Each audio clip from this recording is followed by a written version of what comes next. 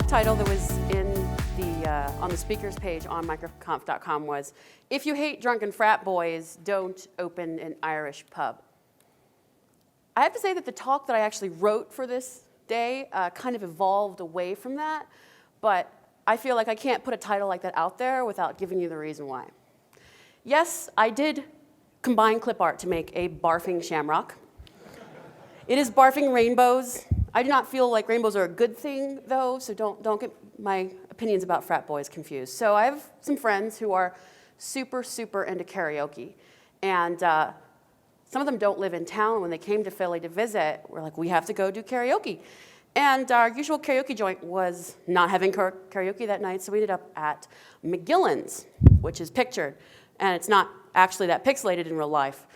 So McGillen's, first thing, is an Irish pub. Warning sign. Second, it's actually from 1860 and has been operating continuously since then. So it's an old Irish pub. Now, I don't like Irish pubs that much, as you might have guessed. I do love my friends, however, and so we went to karaoke. And there was a guy doing... That's Sarah. Yes, that's Sarah. So it's Tony, Sarah, and Alex, right? So, and for some reason, Tony has a balloon animal crown thing. There was a guy doing balloon animals there. And it was full of people like this, but less attractive.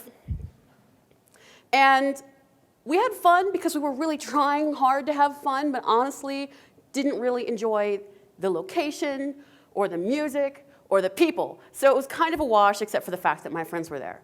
And so, of course, it made me think of Socrates, right? Because when doesn't karaoke make you think of Socrates? Am I right? Am I right? Men are mortal, the example goes. Socrates is a man, therefore Socrates is mortal. I think we can all agree with this, right? That's basic logic, that's a syllogism, totally makes sense. So I hate frat boys. Irish pubs attract frat boys, therefore I will gnaw off my own leg before I ever open an Irish pub. Now, you might think, okay, Amy, that's hilarious, but what does that have to do with business? How many people here are frustrated with their customers? Who here is afraid to raise their hand? A lot of us, we start businesses because we think we're going to solve a problem, and we never really think about who are we solving it for, and can I stand them? And that was going to be one of the logical points in my old talk, and I was going to make a joke about when Irish eyes are crying. So yeah, the talk's not actually going to happen. This talk, however, is actually about shut up and take my money, which is pretty good, right? Not as good as karaoke, pretty good.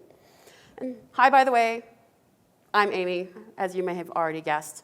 I teach a class called 30 by 500. I call myself a product crusader.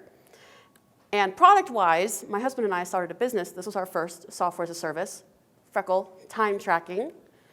And since we launched it at the end of December 2008, we have grossed $461,000, and in March it was $27,655. And when I tell people this, they say, on time tracking? Honestly, can you think of anything more boring? Well, yes, I could. Sorry? Was that a hiccup? Or was that someone going to say something more boring than time tracking?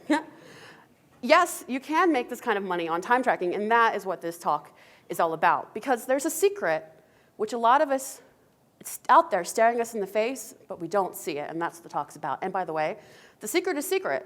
I will reveal it at the very end of the talk, but I'm hoping that if you pay attention, you will guess it beforehand, in which case I will buy you a free drink at the party later.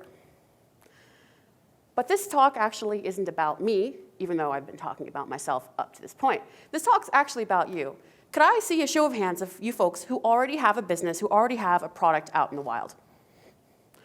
Awesome. That's so great. I'm so glad to hear that. Is it profitable? Looks like our hands went down by about half. Is it now your main source of income? Looks like we went down by half again. We have sort of I forget the mathematical term for that. I'm a girl. When in doubt, insult your gender. Always good for laughs. So, you folks who have businesses, who raised your hands, yes, I have a product out in the wild. Are you worried about marketing? And by worried, I mean, does it make you uneasy? When you sit down to do it, does it make you uncomfortable? Do you feel like you're searching about for ideas? Do you feel like you're not doing it just right? Can I see a show of hands? All right, that's a good portion about you, and I think the rest of you are probably lying, right? Do you worry about your prices? Are you charging too little? Are you charging too much? When people say your prices are too high, is that really why they're not buying all that stuff? Do you worry about pricing? Can I see? All right, lots of people. Fantastic. And finally, all these things together, are you concerned that you're not making as many sales as you should or ought to be? All right, that's pretty much everybody. Awesome! That was more to the fact that you took the effort to raise your arms than that you're concerned about stuff, just so you know. So those of you who have not got a product out in the wild yet, do you actually have something in the works already? Show your hands. Awesome. Or are you still looking for the right idea? Okay, just a few of you. Wow. Hope you're not bored. Are you guys worried about marketing? You guys who haven't launched a product yet? Yeah? Are you freaking out that you're going to build something and then no one will buy it? Okay. The laughter means I just hit on a real nerve. Even more awesome. So everybody, would you like to feel more certain that you're doing the right thing every day in your business? I know I would. I screw up all the time. And if you don't raise your hand for this, you're either not paying attention or dead or a liar. Would you like to make more money with less stress, less effort, and less waste, okay? All right, good. That's why you're here, right? That or the drinks, again. So shut up and take my money. How do we get to this point? This quote, by the way, is something that one of my students said to one of the other students who kept talking on the mailing list about his product, and everyone was so revved up to buy it. One guy actually said, shut up and take my money. He wanted to buy it. It wasn't launched yet. That's the kind of response we could all do with a little bit more of in our lives, right? And the secret that we're going to talk about today, or talk around, is about making that happen. And the secret is really obvious once you see it. It's easy to understand and difficult to master. No, the secret is not Go or chess, and it is the key to the universe, at least the universe made of people. But first, we're going to take a little trip down experience lane. Has this ever happened to you? This is a recruiter's email that I got. And what's really irritating about this recruiter's email is it came from somebody whose company I was aware of in Philadelphia. Now, I was so pissed at this, I tweeted about how they're lying scumbags, and then they got into a Twitter conversation with me, and it ended up with an apology in my inbox, as so many of my Twitter conversations do. And it made me so mad that I couldn't control myself, and I just tweeted. Why the hell is this email so irritating? And I know that if you're here and you're a designer or developer, you've received emails just as infuriating, right? From recruiters. I mean, has anyone not received an irritating recruiter email? Okay, fantastic. The first reason this was really irritating was because I came across your resume today is a total lie. Right off the bat, they lied to me. Whatever. But why normal recruiter emails, such as they are irritating is because of things like this. I've highlighted in pink all the phrases where the recruiter is talking about himself and the company. This is a lot of pink in this slide. I highlighted all the sentences that began with them. That is most of them. There is no room for me in this email. It's like a giant gaping maw appeared in my inbox and went, me, me, me. Can you tell I feel kind of emotional about this? I hope that didn't hurt anybody's ears. Sorry. If only everybody in the world would read one book, if I could force everyone to read one book, perhaps in their native language, it would be this one, How to Win Friends and Influence People, which is a terrible talk title. Can I see a show of hands? Who has read this book? Oh, wow, you are people after my own heart. Most people, especially most of us intellectual types, will be like, I don't know, that sounds like sleazy marketing and manipulation. I won't read it. But this book is fantastic, and the author of the book didn't get to title it. So in this book, Dale Carnegie he rips apart. He did some teardowns of some real letters he and his students have received. And he says things like, in other words, that in which we are most interested is mentioned last, and the whole effect is one of raising a spirit of antagonism rather than of cooperation, AKA the email I just took down for you. This was the way that email closed. This is the first time they really talked about me, other than me as something that they wanted. If you are curious or interested in speaking with us further, please feel free to let me know a few good days, times that you are available to speak. First of all, if you're curious, worst pitch ever, right? Las Vegas's tagline isn't "if you're curious." Please feel free to let me know, douchebag, right? They can't even come out and say what they want. They have to sort of dance around it. And that is why this kind of email is so irritating. What I did is I analyzed this and I realized that fully 70% of words in this email are ones and sentences that start with I or we. Oh my gosh. It's all about what they want. And this is actually my favorite line from How to Win Friends and Influence People, and I'm going to dramatize it for you right now. You desire, you unmitigated ass. Keep in mind this guy was writing in like 1920s. He's my hero. I'm not interested in what you desire or what Mussolini desires or what Bing Crosby desires. Let me tell you once and for all, I'm only interested in what I desire, and you haven't said a word about that in this absurd letter of yours. Isn't that awesome? So, I don't know, if someone else was on the stage presenting this to me right now, I would be thinking, oh, I'm doing way better than they are. That is truly obnoxious, that email. For one, I don't lie. My sales page is yada, yada, yada. It's so easy to look at this and think, well, I'm not that bad. I'm not a recruiter, therefore I'm not evil. But the sad fact is that we are all guilty as hell or guilty as recruiters. Same thing. So I have some examples for you. Microsoft. There's actually a box on this page that says, I want to. But if you look at the headlines, find the perfect gift. No one goes to Microsoft.com looking for a gift. This is the marketer wants you to want, which could be a good cheap trick song, but it is not a good landing page. And you think, all right, Microsoft, they're totally socially boneheaded. Nobody looks to Microsoft for how to talk to people. Well, then there's the other people. Content streaming, content marketing. That is our favorite phrase. If you'll notice this paragraph, not a single word about it is about their customers, not even indirectly. There's no word you, there's no indication of what you can actually do. It's all blah, blah, blah, blah. And let's talk about us now. The Kapos content marketing platform enables brands to efficiently produce compelling content to grow traffic and revenue. Wah, wah. You think startups better, right? Well, no, not so much. I looked up a list of Y Combinator startups and their like one-sentence pitches. And you'll notice that every single one of these is about them. Only one of them even contains the word you. This is kind of sad. And it's a sickness, which I call verbal diarrhea. I was going to make that brown, but I decided that I would protect your delicate sensibilities and make it red instead. I'm not immune. So Patrick and Keith had me on their podcast a few weeks ago, and Patrick said, basically, why don't you take this opportunity to pitch us on 30 by 500? And what did I do? I was not prepared, and I went, I. And then Dale Carnegie bitch slapped me from the past and said, you unmitigated ass. I love him. I want to hug him from the grave. I don't know. Diagnosis, only human. So I make this mistake. I'm intimately aware of this problem, and I fight it every day, but I still make this mistake. It takes preparation to avoid, but we all start off with me, me, me, me. We are natural narcissists.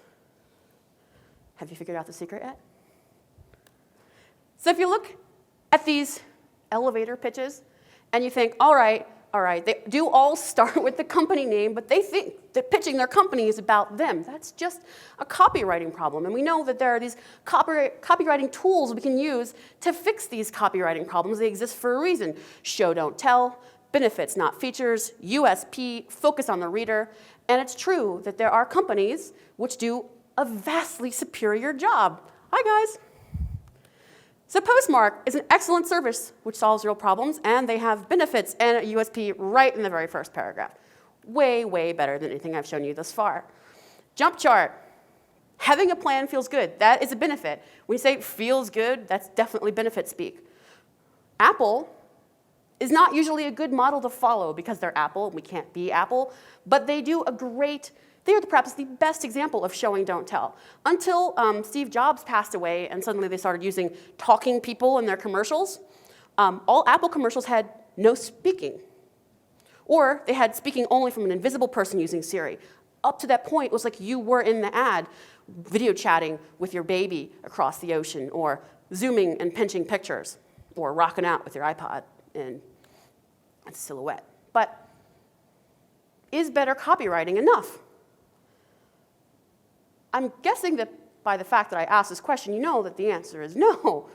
But let me prove it to you. So I was looking for anti-examples the other day when I was preparing my talk. And it's like, you can't search for bad landing pages and expect to get anything.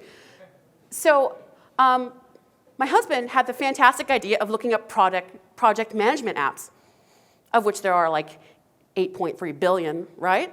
There's one project management app for every man, woman, and child on Earth, it seems like. And they all look like this. It's the best project management in the cloud. Your people, projects, clients, files, and budgets managed at last. This sounds like benefits, doesn't it? Oh, well, so does this. It's made easy. You can stay on track, share and collaborate. Oh, this is project management for the rest of us. Rest of us who don't already have a project management app? Collaborate with your team to project success. These are all benefits, but they're not actually doing anything for us. I don't know. Do these make you want to sign up? Anybody? Anybody go, ooh, I want that? Exactly. No one wants that, even though they are benefits. They appear to be doing things right. Here's benefits. It's focused on the user.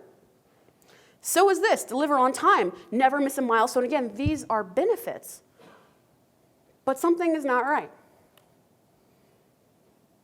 And if you've been paying attention, you probably think USP, right? They don't have a USP. In fact, they all look the same. Well, a USP is the unique selling proposition.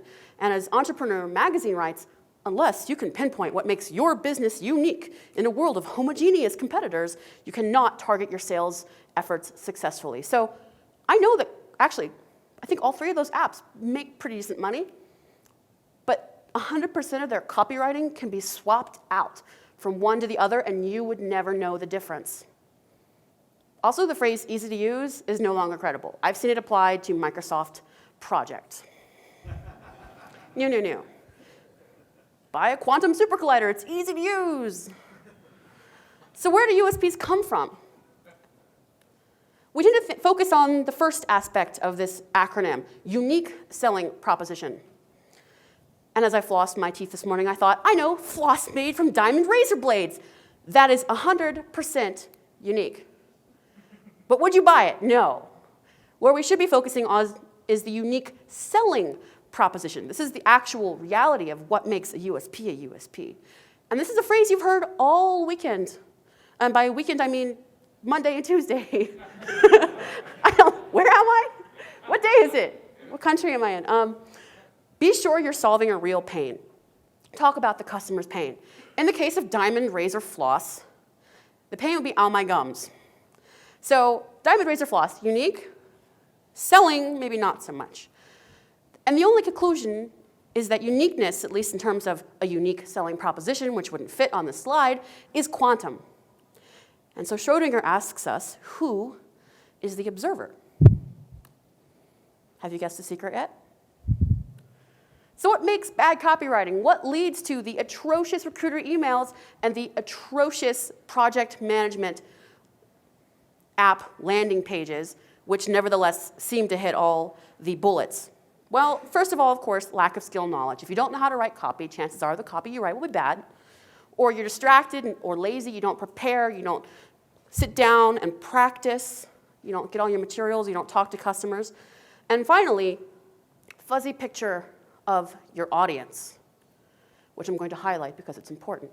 And this was what makes up bad copywriting. These are the 3 diseases that cause bad copywriting.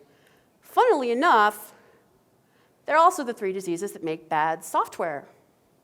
So if we look at these project management apps, which seem to hit all the check marks you need to check off to have good copywriting, benefits focused, focus on the customer, use action words, blah, blah, blah, blah, blah. And you think, all right, well, fine. Let's add a USP. Let's make it better.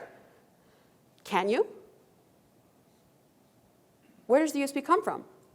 Can you add one to these project management apps, which is a phrase I hope to never utter again? Can you add a USP? Well, USP is another term for killing a real pain. It either has to be baked into the product or you're screwed. And these apps, overshot there on the arrow key, got a little too excited. These apps don't appear to have a USP, probably because they don't have a USP. Have you guessed the secret yet? So let's review our argument. We all want easier selling and less doubt. Like, who likes doubt? Pretty much nobody. We're all natural narcissists, especially me. Good selling revolves around the audience and good copywriting techniques, and yet so do good products. And we have these bumper sticker bits of advice that we use when we try to make products and try to then write about products. Be sure you're solving a real pain. Focus on them, not you. And Schrodinger should have said this, but he didn't. Sellability is in the eye of the beholder or observer. So have you guessed the secret yet? Here it comes. So this seems pretty obvious, right? Product plus customer equals business. What can you take away here? If you take away the customer, you have no business. In my class, I teach people that the fundamental truth of business is that it is to create and serve a customer, as Peter Drucker wrote, which means that if you have no customer, you have no business, which means that if you speculatively create a product and then say, who will buy this, you don't have a business and you're not going to. The customer is the MVP, not the product. We should perhaps call it minimum viable customer. Someone probably already said that, but I'm going to pretend I came up with it. If you look at the customer will tell you what real pain is. They will tell you what value is to them, which will let you create a USP. It will help you position your product, and of course, it will help you price it and sell it. Without the customer, you're just sort of flapping around in the wind, throwing spaghetti at the wall and seeing what sticks. Spaghetti is the G-rated version. I'm going to quote Dale Carnegie again because I am a total fangirl. And this is just a fantastic little story. He wrote, I go fishing up in Maine every summer. Personally, I am very fond of strawberries and cream, but I find that for some strange reason, fish prefer worms. So when I go fishing, I don't think about what I want, I think about what they want. I don't bait the hook with strawberries and cream. Rather, I dangle a worm or grasshopper in front of the fish and say, wouldn't you like to have that? And that's what we all need to do. We need to bait the hook to suit the fish.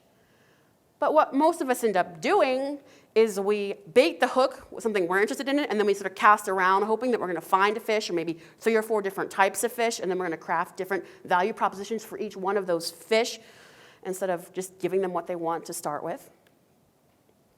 Products like this come from what I call ego-first development. We think, I want a project management tool. Therefore, I will build one. And then we think it's special because it's ours. Maybe there's just one tiny little difference, but instead of building on that and talking to customers, we think, all right, well, it's special because it's mine. And that's why these are so interchangeable. Because the message, the benefits, and the USP of all these products is, it's mine. It's not, this solves your problem differently than those other tools. The only USP they have is, I did it. So if you start with your customer first, before you do anything, before you set down a single line of code, a single chapter in your ebook, before you write the outline, if you look at the customer first, you will answer these questions and you will remove doubt. What should I build, or write, or film? Who will buy it? The customer that you already picked. Duh, scratch that one out. What do they want? What will they pay? And how can I make sales?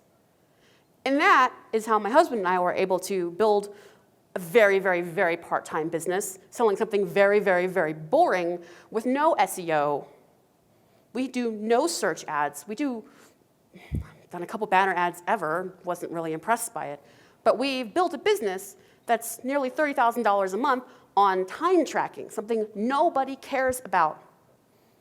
Nobody cares about that because we solve a real pain. I know that this is probably hard to read, so I just pulled out a couple of the bits of text here. What do people who use time tracking hate? They hate tracking their time.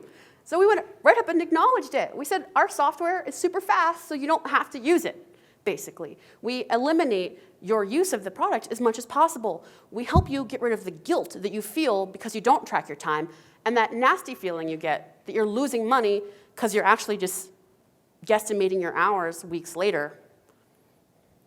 And we make it super easy to keep a watchful eye on your budget. But you'll notice that I just up here said, we make it easy. But when I wrote the copy and rewrote it and edited it, I cut out as many references to us as possible. But if we hadn't actually designed the software around specific pains we already knew people had, this wouldn't have worked. This wouldn't have saved it. This wouldn't have helped us make sales. And here's another example. I like that Pelly said earlier that he had second product syndrome, because I had actually wrote that in my notes the day before to talk about Charm. Charm is our white whale. Charm is a customer support tool. Here I am talking about the product. But this is the sales page that I wrote. You didn't ever want to hate hearing from your customers. Does that grab anybody? Anybody here hate opening their email client because they cannot stand dealing with the email? Not that they mind what's in the emails, but that the whole process is just so irritating. And you set out trying to make a business that was customer responsive. You want to talk to your customers. You want to feel involved in their lives. And yet, you really find yourself avoiding and cursing at your support inbox.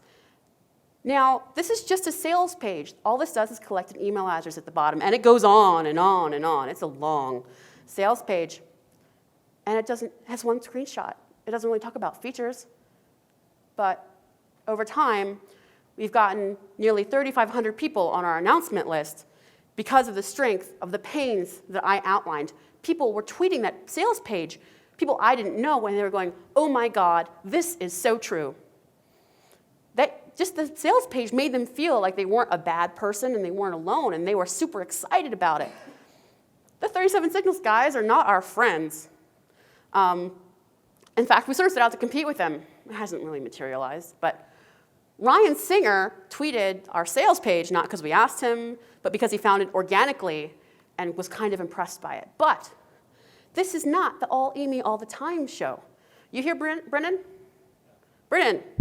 Brennan's one of my 30 by 500 students, and he runs a consultancy in Virginia, and his new product is PlanScope, and it's doing awesome. And if you look at PlanScope and compare it to those other project management tools you're looking at, there is no doubt in your mind, who is this for? What does it do? Why should I give a fuck, right? The days of I have some concerns calls are over. That is so specific. Did anyone think, okay, I use project management, but I don't care about I have concerns calls? It's like, that doesn't appeal to me. But it appeals to his audience. And he worked backwards from the audience to determine what problems they have, and then he wrote the sales page and wrote the software to solve them directly. And how long have you been out? Like 6 weeks?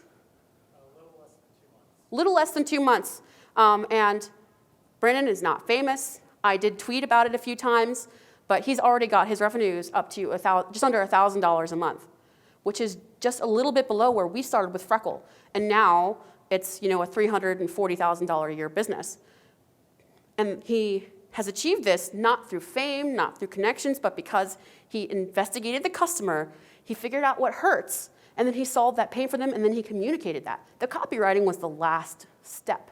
If he hadn't have designed his app that way, the copywriting could have been the best in the world, and it wouldn't have mattered. But one example is not enough. Has anyone seen this ebook? Bootstrapping Design? All right, fantastic. It's written by a great guy named Jared Drysdale. And I hope I'm saying that right, Jared. Another 30 by 500 alumni, and another person who investigated the audience, figured out what they needed, and then crafted a product and then a sales page to make them feel better, to help them solve a specific problem, specific pain they had. Now, Bootstrapping Design is still in beta, and I think he launched it just about a month ago. And he's made $26,625 in sales as of when I tweeted him about 2 hours ago. Anyone ever here, don't write a book for the money? Yeah? Everybody's heard that, right? No one? Are you alive? Well, that's what they tell you. You're like, come write a book for us. P.S. Don't do it for the money. First of all, conflict of interest, right? Second of all, you can absolutely write a book for the money if you solve a real problem and don't set out to write everything about XML, for example. Don't write a rocks book, write a book like this. And Jared said to me that his first product was about him and his idea, and it failed. He created a website for teachers that let teachers, here I'm doing it again, see, it's just natural, it comes out that way. He created a website for teachers to help them manage grade books and do all these fun statistical things and track trends and identify problem students so they could help them and all sorts of really cool stuff, and it was really, really beautiful. And over the year, he had about 120 free trial signups, 100 of which he bought with AdWords, and a total of exactly 10 users who paid for at least 1 month. This was a year of his work. And when I met Jared, he was like, what? He said to me, first time we met on the internet, he said, there's some funded startups copying my idea. I'm just a little bootstrapper. What do I do? And I said, well, what's your idea? And he pointed me at Knack for Teachers, and I said, let them have it. Let them discover and waste the money on this white whale. You're never going to make money off teachers for this reason. And you might think, well, Patrick makes money off teachers. Patrick, you here? Would you recommend trying to make money off teachers? No. No. Patrick was able to make money off teachers because he's a genius at optimization, at marketing, at conversion, or he became one because he went up against this white whale and he had to figure out ways to trap the damn thing. You don't trap whales. Spear, that's the thing. You spear whales. You heard it here. Patrick spears whales.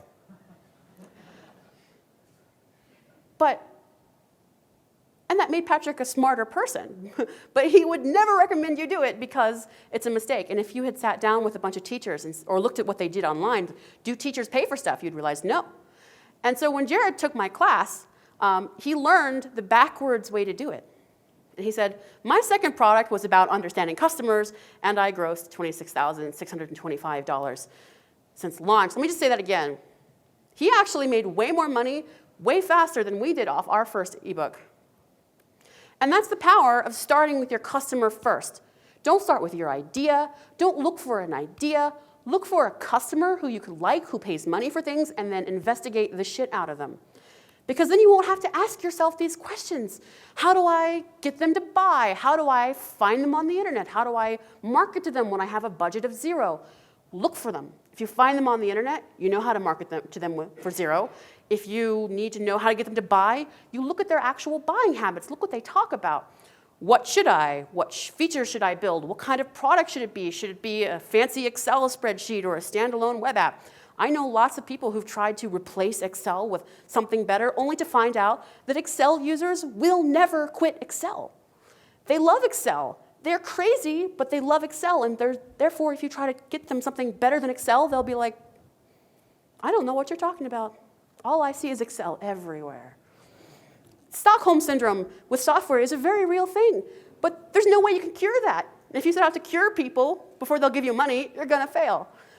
Or if you need to know how much should I charge? Well, how much will they pay? How much should you charge is a question of value, and you can't know value until you know the customer. You know, if Bob down the street manages his multinational with Basecamp, his value, Basecamp's value for him is huge. If Joe down the other street uses it to manage his Magic the Gathering playgroup, Basecamp's value for him is essentially $0. And that's why you need to look to your customer. So my recipe, in short, is to find some customers that you like, not frat boys, okay? Unless you're selling button-down shirts with poppable collars. Lurk and study them. Again, not frat boys. You'll never be able to wash the stink out of your eyes. Identify their pain. Figure out what they actually hurt, where they actually hurt. Because if you're trying to sell solutions to people who won't admit they're in pain, that's the end of it already. And then solve the actual pain that they actually have. And then you'll have people chomping at the bit saying, shut up and take my money. So the customer is the MVP. Go find one. Thank you.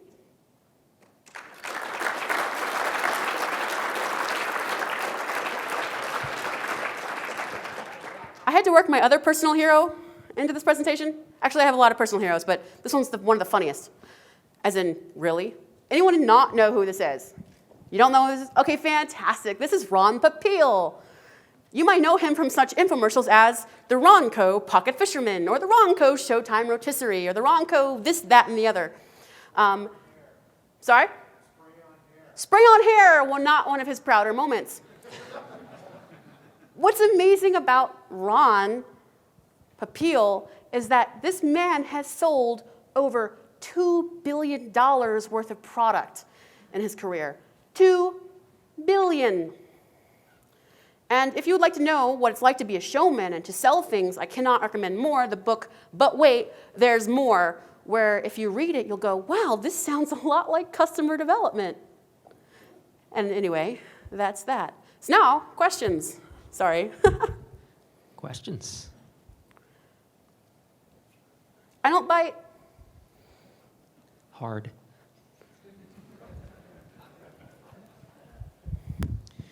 So just in talking with Brennan, like he was his own customer because he runs a consultancy business. What are your thoughts on, solving your own personal need? You are your own customer, all that stuff. It could go either way. It could go either way. It depends on how flexible and willing to research things you are. If someone came to me and said, oh, I have this problem, therefore I'll build a product, I would just tell them that they're crazy. The first thing to do is to go and research other people. Because let's face it, you're not going to buy your product from yourself. And it's a shortcut that sometimes works because sometimes we're an archetype, but most of the time we're not. Like a lot of people say, well, I would never buy that. I'm a developer. Developers don't buy things. And they are full of crap. So it's nice if a problem that you're going to solve, if a pain that you're going to kill is something you also feel, because it gives you extra added motivation. But you must not skip the step of finding people who pay for things you like, who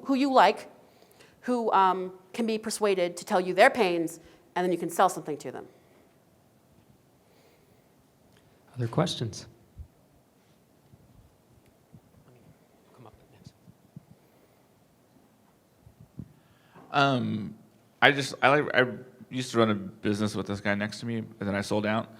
But I really missed the customers, and so I would just like to have customers regardless of what they need and try to build it for them. So I tried to build something that said, hey, I need customers, and tell me what you want, and I'll build it, and didn't get really much response. So for someone who wants to be customer-driven but doesn't have a product yet, how do they find potential customers?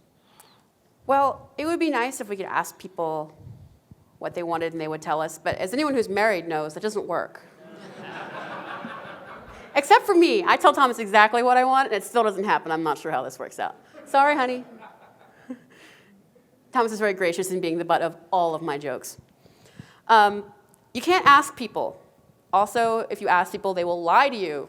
This is shown time and time again with surveys, especially about medical compliance, like taking their medicines and things that will save their lives. They'll say they'll do it, and then they won't do it. And they'll say, oh, I won't pay for this, and then they pay for it anyway. They either forgot they paid for it before, or they changed their minds, or when they speak, things just don't connect with the other part of their brain. It's a great example. Sony did a focus group on which color should they make their portable Discman. That was redundant.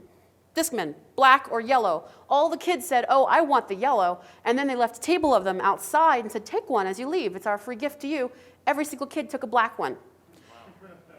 Humans are duplicitous even to ourselves, so you cannot ask. What you have to do is watch what they actually do. Don't listen to what a person says. Watch what they actually do when they don't think that you're watching.